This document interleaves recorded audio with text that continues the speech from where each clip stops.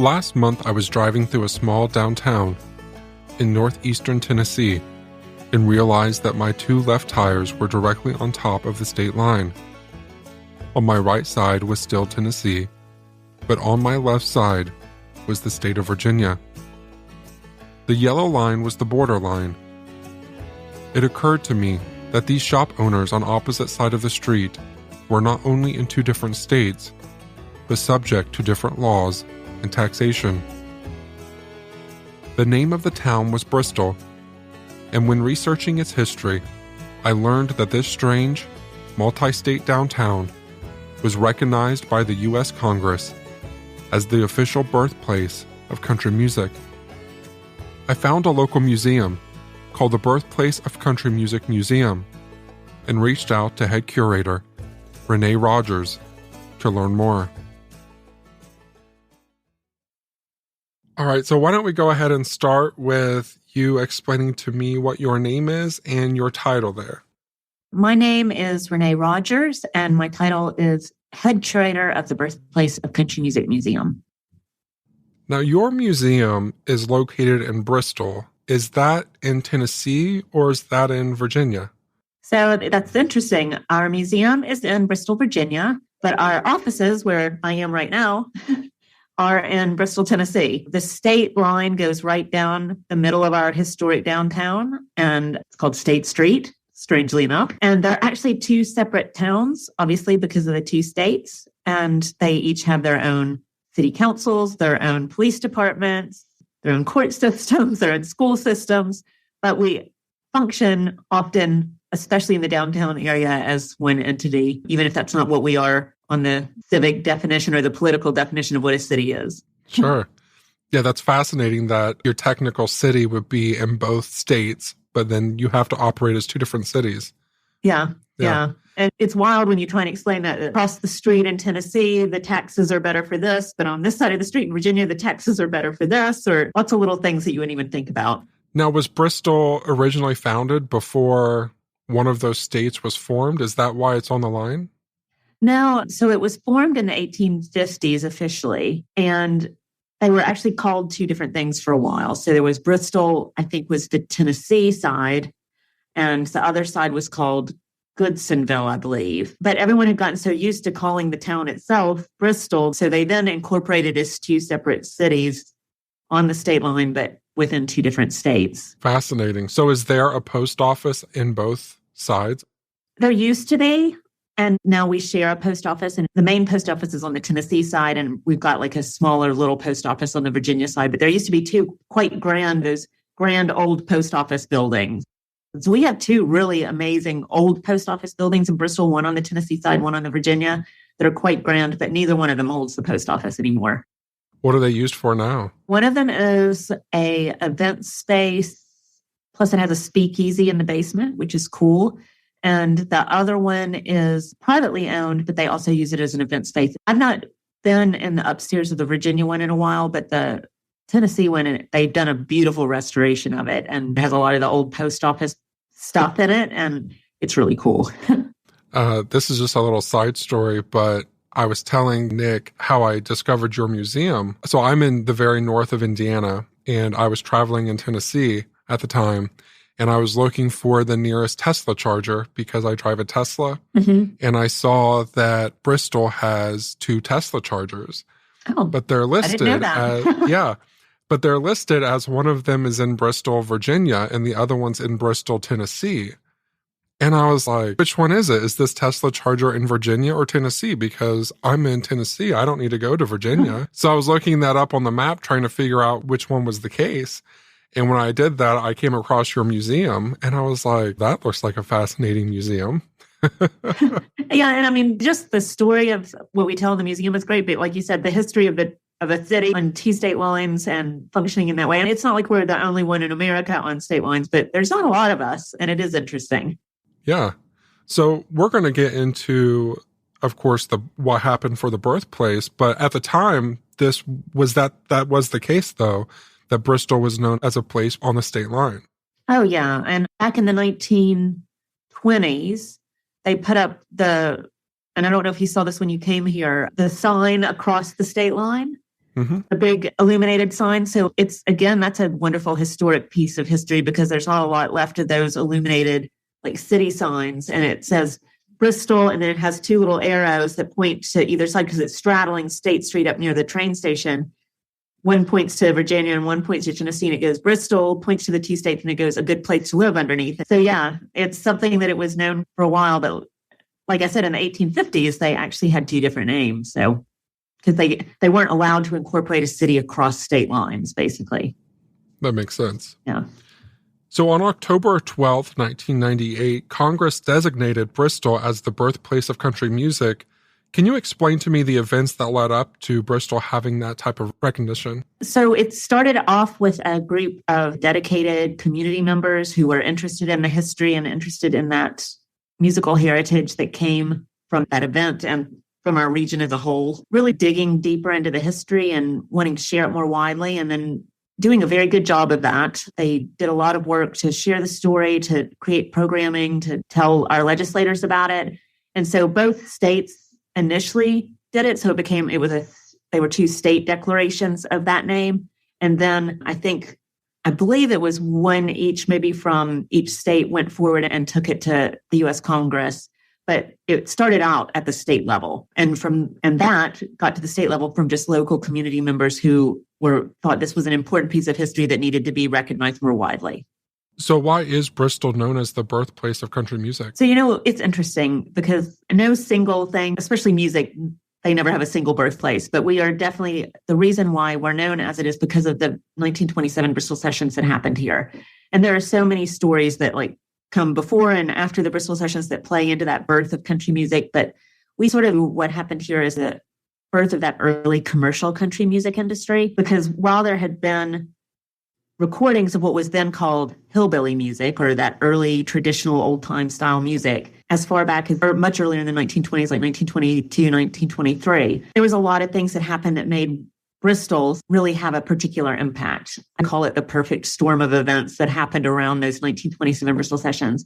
One of the things was about technology. Up until about 1926, they had been primarily reliant on the acoustic horn technology for recording. So that is a non-electrical type of recording, and it did the job well. But obviously, when you're doing something without the electrification and you don't have the amplification process happening, it's tricky, especially when you're dealing with, say, a band full of different instruments and people are having to move around to get up near the horn so that they can be heard better. A lot of us think of the guitar as one of the primary iconic instruments of country music, but for a while it was just a rhythm background instrument, especially when it was being recorded by an acoustic horn, because the fiddle and the banjo had a much more driving, harder sound and could drown it out. So it wasn't heard as well. So when the electric microphone was invented around 1925-26, that started to transform the way those records would sound to people. So with Bristol, it was recorded with the electric microphones. So you had this more nuanced, balanced sound. And of course, a better sounding record is probably going to sell better. The second thing was Ralph Peer. He was the producer at the Victor Talking Machine Company, who was the record label that was here in 1927. He was a visionary. There was some amazing producers out there, and certainly just in our, just down the road at Johnson City and then a little bit further to Knoxville, some amazing hillbilly and other musics were recorded around the same time with producers from other record labels. But Ralph Peer, I think, was interesting because he knew how to make money from the music, but he also knew what would sell well and what people would be interested in, and was very good at finding it. And so when he came here, he had his own music publishing company. So he had set up his own music publishing company so that he was able to copyright the performance itself, copyright the song if it didn't have any copyright already attached to it. And also he took on some of the acts that he met as part of his slew of artists. And he was paying these royalties. He was paying a one-off fee. So people were getting a good deal from it as artists. And I just think that sort of the basis of what he was doing there is a lot of what we see in the music industry today. And what's interesting to me about Ralph Peer is not only what he did for hillbilly music, but he had been really active in race records before this. So that was music that was based on the music of African-American artists and aimed at an African-American audience. But also later down the line, he got into Latin music classical music. And the company that he started, which was called the Southern Music Publishing Company, is still around today, still family owned and run, and is one of the biggest independent music publishing companies in the world. And you think that guy was here in 1927 recording these songs, and it's pretty exciting. And then third of all is who was here for those sessions. This was one of the first times that we had what were called these location recording sessions, not where the artists were traveling up to New York or a bigger studio in a more urban space like Richmond, Indiana or Atlanta, Georgia, but they were actually, the recording equipment and the recording personnel were coming to the region where that music was being based. So it meant that you got a lot more artists recorded at once. They were here for 2 weeks at the very end of July, beginning of August, recorded 19 different acts, 76 different songs, 69 of which were released from those recordings. So compare that to like when an artist would go up and record several songs and then another artist might come up. They were getting a lot of music for that really short space of time. Pierre came here because he knew Ernest Stoneman already. Ernest Stoneman was a recording veteran at this point. He had recorded up to 80 to 100 sides already by the time 1927 rolled around. And he recommended to Ralph Pierre that this would be a great place to come to find that hillbilly music that he was looking for. You had veterans like Ernest Stoneman who recorded here. And then you had newcomers who were not newcomers to performing, but newcomers to being recorded and released. And that was Jimmie Rodgers, who became known as the father of country music, and the Carter family, who became known as the first family of country music, two really foundational acts to the country music that came after them. And even today, Ernest Stoneman and the Stoneman family, again, were hugely instrumental in the development of the country music industry. And then you had a lot of other interesting acts that came out of that. The first Holiness music was recorded here by Ernest Phipps and his Holiness Quartet. And then the next year, when Ralph Pierre came back in 1928, by the Holiness Singers with Ernest Phipps. We had someone like Blind Alfred Reed, who had all these amazing original compositions that were ranging from event stories about train wrecks and mine disasters, to early protest songs. So there's a wonderful song about how can a poor man stand to live? Because a lot of this was happening right around the Depression when he was still writing these songs. And after 1927, when he was still producing songs, I think it's called How Can a Poor Man Stand Such Times and Live? Long title, but it tells you everything you need to know about what the song's about in that title. So just these really interesting recordings. And we had one African-American artist at the Bristol Sessions, L. Watson, who, despite the fact that he did 2 harmonica pieces that weren't too dissimilar from the harmonica pieces that Henry Witter did. Henry Witter's harmonica pieces were marketed as hillbilly, and L. Watson's were marketed as race records. But one of the Johnson brothers, Charles Johnson, played on L. Watson's records, and L. Watson played on some of the Johnson brothers' records. And so those are some of the earliest integrated country and blues records also. So there's some really interesting bits of history that sort of intersect in Bristol that helped make it so special and also have that impact, especially when you think of the artists, the technology, and the producer. For the Bristol Sessions, did you say that was over a 2-week period? It was the very end of July, beginning of August. And how did he get the word out that they were going to be recording this and get people in? Initially, he put an advertisement in the local paper. It was an advertisement, quite small, actually, at the bottom of one of the local furniture stores that sold like Victrolas and records and that kind of thing. And that brought a few people out. Plus, they did also pre-book, and I put my little air quotes around that because I'm not sure it's as formal as that, but they had some artists in mind already to perform so that they knew that there was a few artists on the books already to perform. For instance, Ernest Stoneman is a really great example of that. They recorded about 16 different songs, he and various family members and friends in different configurations. But then after a few days, when they weren't getting as many people coming out of the sort of woodwork on their own, he persuaded the local paper to do a short editorial or article about what he was doing there, and talked about how much money Ernest Stoneman had made the previous year in royalties. And for the time period, it was a really big chunk of change.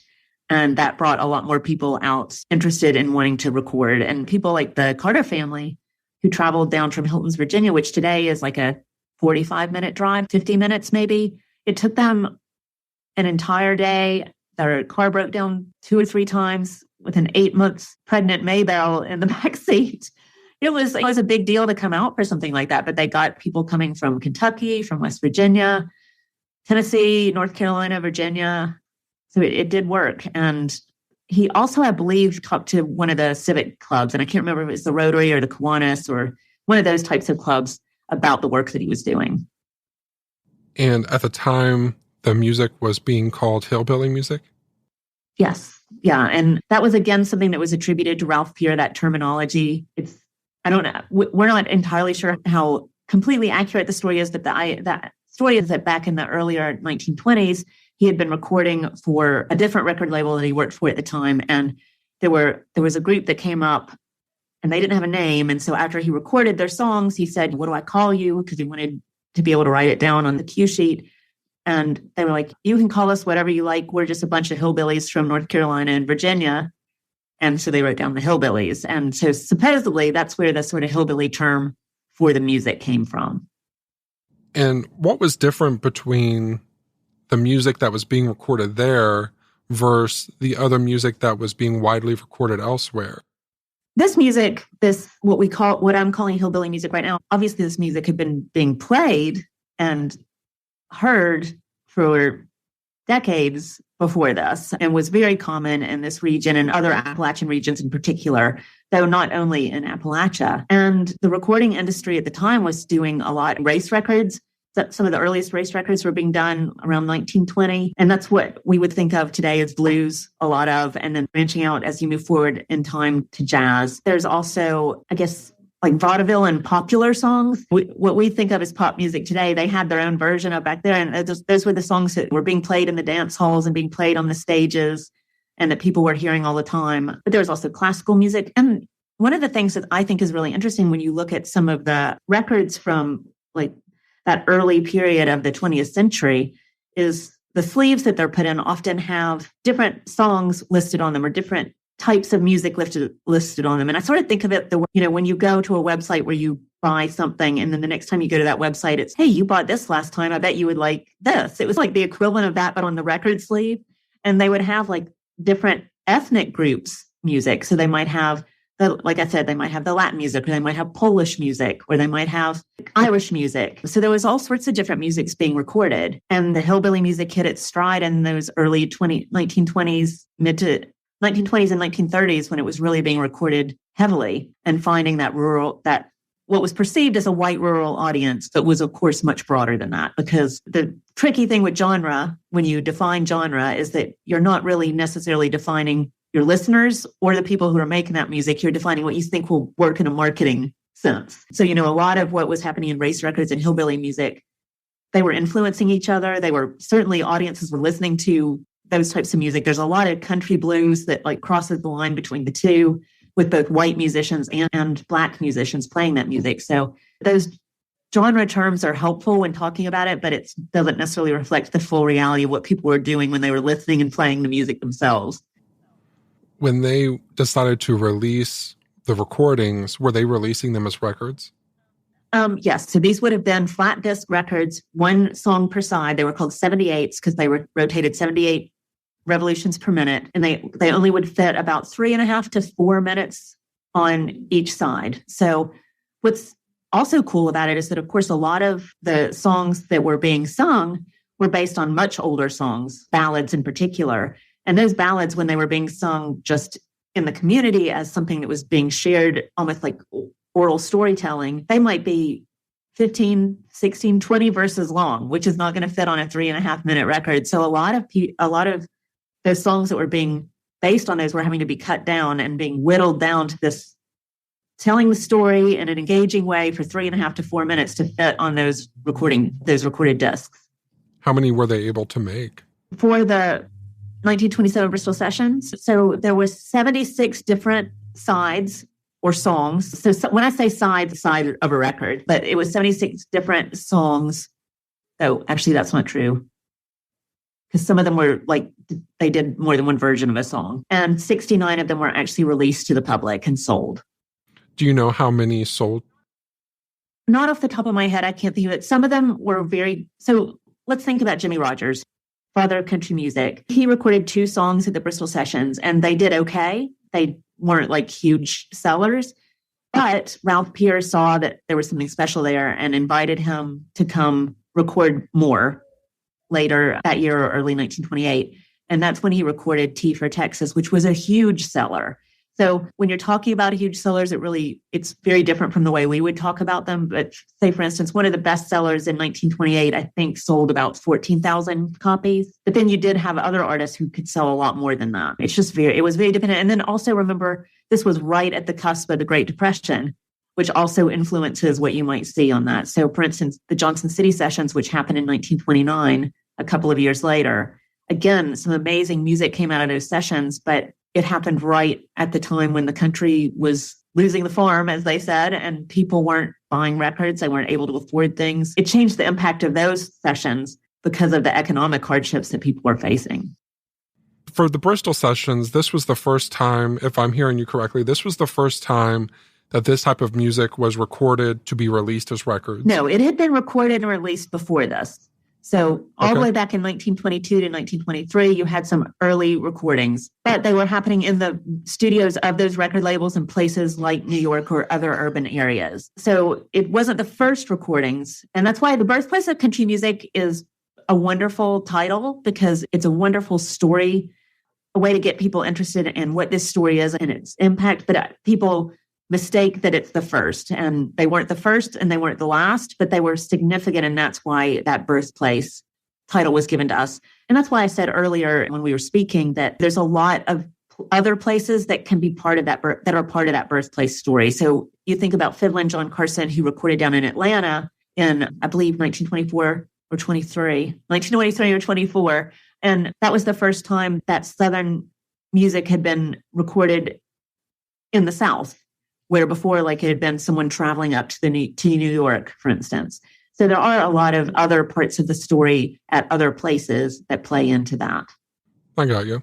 So for the significance for your museum to be called The Birthplace, are you saying it's because of the amount of songs that were recorded and the type of technology that was used at the time? Like I said, that idea, the way we look at it is that the birth of early commercial country music. So the fact that, like you said, a lot of recordings all at once.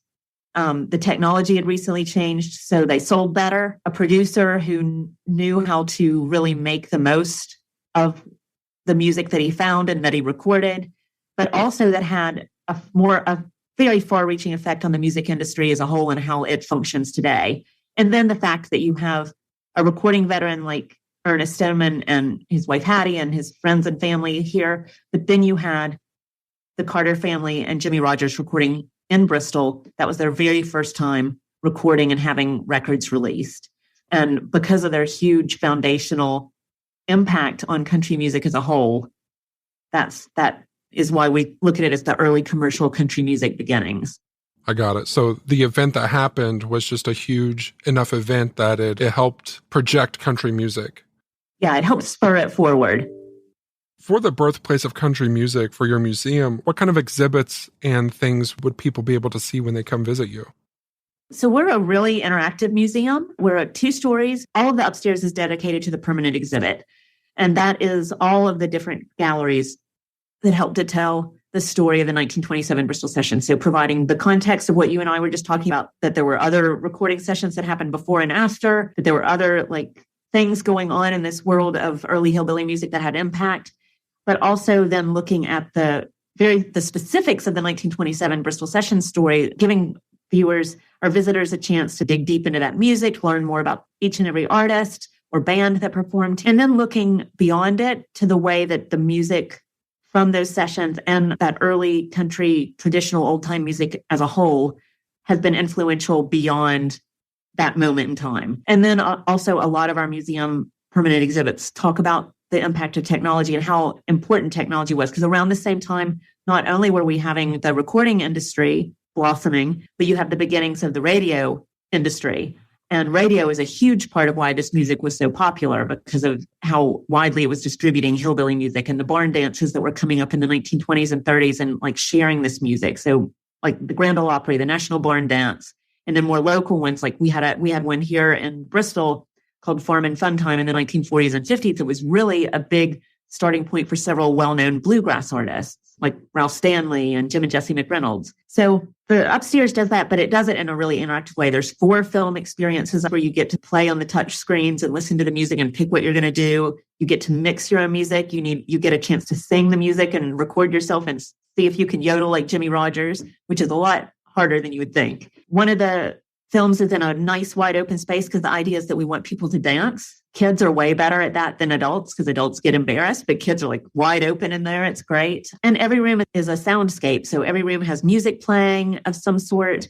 The other thing that we did is set the context of Bristol itself. So we tell the history of Bristol leading up to when the sessions happened here. And then finally, the really cool thing in our upstairs is that we have a live working radio station, Radio Bristol, that is part of the exhibit. So you can see into the radio booth and the radio studio from the exhibit. So when we have any of our DJs in there, you can see them and you can put on here earphones and listen to what they're doing in the booth. That's unusual. That's not something you get in many museums. And then on our lower level, we have a performance theater that is about 100-seat performance theater, which is wonderful acoustically designed theater for performances, but also we can screen films there. We do a lot of programming in that room. Educational and public programming and performances. And we also have our 2,000 square foot special exhibits gallery downstairs. And that's where we rotate out different temporary exhibits about 2 or 3 times a year. We're about to open exhibit in March, end of March, on women in old time music specifically. That's one that we did in-house. A lot of the exhibits we bring from other places, but this is one that we created in-house. And the other thing that's cool about our museum is that we're a Smithsonian affiliated museum.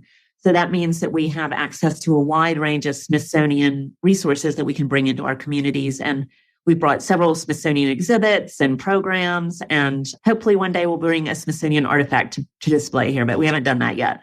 Yeah, that's pretty cool. Do you have a favorite artifact or an exhibit? Oh, that's a hard one because it depends on the day sometimes. I really like that we have a Western electric microphone. So we don't have the one that was at the 1927 Bristol Sessions, but we have the same make and model of the one that was used at the Bristol Sessions. And that's a pretty cool thing to have. We also have some cool instruments that I get excited about. We have various instruments on loan to us from a local collector that are just wonderful. One of which is a harp guitar, which is a very unusual instrument that a lot of people have never heard of or know about. And I love the look of it. But right now we also have on display Jimmy Rogers' blue yodel guitar, which is on loan to us. And that's pretty special. Yeah, that's very special. That's pretty cool. And one of the things that I like about our museum is that we've been very fortunate that we've met and built relationships with several family members of artists who recorded here back in the 1920s. And they have been so generous with their stories, their oral histories, and also giving us items that are related just to the personal side of their family members, which I really appreciate because I think it's nice to have all sides of that person's life and able to talk about it. So it's been really special to us that people have shared that with us. Sure. One of the things I saw on your website was called the Bristol Rhythm and Roots Reunion. Could you explain that? Yeah, so the museum is part of a larger organization just called the Birthplace of Country Music. And the Birthplace of Country Music runs the museum. It runs the radio station that I mentioned earlier, WBCM Radio Bristol. And it runs Bristol Rhythm and Roots Reunion, which is an annual music festival. We will be going into our 22nd year this year because we were meant to be in our 23rd, but we had to skip COVID year in 2020. But it was born out of, again, the idea of celebrating the musical heritage of Bristol and the region. So a lot that came from that idea. And it grew from something that was quite small to the festival that it is today that has about 100 artists over 3 weekends on about 15 different stages and inside and out. And it's a really unusual festival because instead of being in a field somewhere, which is the typical music festival experience, we close down our entire historic downtown and have a festival in that public downtown area. So outdoor stages, different bars and restaurants help us to host the indoor stages. So it's a bit of a different experience than what most music festivals feel like. Could you talk a little bit about the artists that participate in the festival? Oh, gosh. Yeah. So let's see. Last year we had Roseanne Cash, which was pretty exciting. For the last several years, we've had War and Peace, which are a great band duo. We've had Old Crow Medicine Show. We've had Emmylou Harris. the Indigo Girls. Marty Stewart is a big regular. We've had Dwight Yoakam. We've had big names that you would recognize from country music, but they're not all necessarily just big country artists. There's also like a lot of Americana and roots music thrown in there, and country and blues even. It's a really diverse lineup of artists. So we have a small group of headliners. We always try and really highlight a lot of wonderful local and regional artists. This is my final question for you, but I wondered if you could just say a few more things about the museum, like maybe the hours, your website, and if there's anything else in town that you think people who would be listening might find interesting if they come to visit the museum. Yeah, so the Birthplace of Country Music Museum is open Tuesdays through Saturday, 10 a.m. to 6 p.m., and Sundays 1 to 5. We are not open on Mondays. And there's a few national holidays that we're not open on, but if you go to our website, you can find that information. Our website is birthplaceofcountrymusic.org. And from that main website, you can dig deeper into each of the branches. So you can go down and learn more about the museum. And visiting the museum, you can learn more about the festival and how to get tickets and all the cool things you need to know about that. And then you can also learn more about the radio station and listen to that online. So the radio station is a low power station, but you can listen to it online or stream it via app. So you can encounter us in a variety of digital ways. Bristol has a lot to offer. We have a really nice downtown that has retained a lot of its historic character and is walkable. So it's a great place to just base yourself for the day. And what's cool about the museum is that once you bought your ticket at the museum, you can come in and out on your wristband all day long. So you can come in for an hour and then go get some lunch and come back. So you can really have to spend a whole day in our downtown. There's some great independent restaurants downtown, lots of independent stores and boutiques, an art gallery, a couple of art galleries. And then if you want to go a bit further afield from the downtown, we're very near some wonderful hiking trails. If you're into NASCAR, we have the fastest quarter-mile track in the world at Bristol Motor Speedway with regular races there through the spring and fall. And there's also some great places nearby, like Abingdon, Virginia is only a 15-minute drive north. And it's another great historic little town with the William King Museum of Art, wonderful restaurants. You can get on the Virginia Creeper Trail there. If you go a little bit further afield, you can go to Mount Rogers, which is the highest peak in Virginia, which is a really great hike, and see the wild ponies. We're also really well known in this area for fishing and outdoor recreational activities, canoeing, kayaking, that kind of thing. There's some great places to listen to music. So the Carter Family Fold, Hilton's, Virginia, which was started by Jeanette Carter, A.P. Carter's daughter, back in the 1970s, and is still being run by his granddaughter, Rita Forrester. They have wonderful music every Saturday night, and also a Carter Family Museum there. The Down Home in Johnson City is another great music venue for listening to live music. We've got a casino opening up, or we've got the casino that's halfway opened up and is going to be opening up into a much bigger facility in the near future in Bristol, Virginia. So there is a lot to do here. It is worth a visit for sure. And you have 2 Tesla chargers. Yes, which I didn't know. So there you go. Oh, and one of our places downtown, the Burger Bar, is supposedly the last place that Hank Williams Sr. was seen alive. He didn't eat there because the food is delicious, but his driver stopped there to get something to eat on it when they were driving to his gig. And supposedly he was still alive because his driver asked him if he needed anything, if he wanted any food, and he said no. Driver went in and got some food, and they got back on the road. And unfortunately, he passed away on the way from Bristol to the gig, supposedly. So there's another country music sort of connection here in Bristol with the Burger Bar. Wow. Well, the next time I'm in Bristol, I'm going to have to go there. Oh, and one more thing. Tennessee Ernie Ford was born here, who is not a 1920s artist, but a 19 sort of 40s, 50s, 60s artist, but also very well known in country music, but also because he had a primetime show where he talked about country music and had his Tennessee Ernie Ford persona. He was born in Bristol, and so you can also go see his home place. Awesome. Yeah. All right. Well, thank you, Renee. Yeah, thank you. I appreciate you having me on. And thank you, too, for listening.